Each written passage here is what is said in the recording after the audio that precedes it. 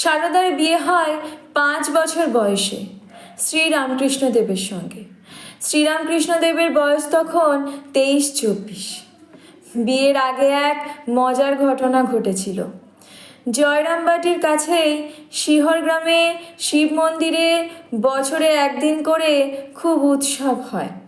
বহু গ্রামের লোক যায় সেখানে। সারদার বাড়ির লোকেরাও এসেছেন, জয়রামবাটির আরও অনেকে এসেছেন। সারদা তখন ছোট্টটি, মায়ের কোলে বসে দেখছে। আসরে গান হচ্ছে, চারিদিকে লোকজন বসে আছে। একজন মহিলা হেসে হেসে সারদাকে জিজ্ঞেস করলেন, এখানে এত লোক রয়েছে, এর ভেতর তোর কাকে বিয়ে করতে সাধ হয়?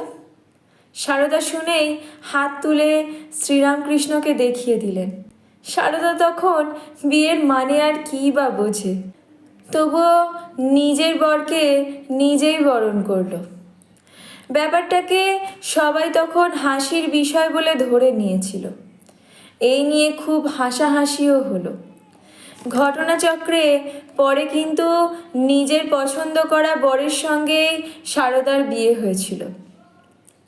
শ্রীরামকৃষ্ণর নাম গদাধর চট্টোপাধ্যায়।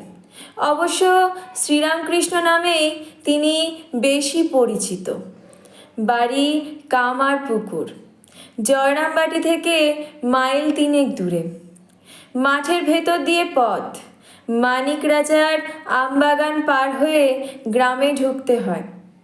শ্রীরামকৃষ্ণের বাবার নাম ক্ষুদিরাম চট্টোপাধ্যায়। শ্রীরামকৃষ্ণ যখন ছেলে মানুষ তখনই ক্ষুদিরাম দেহত্যাগ করেন।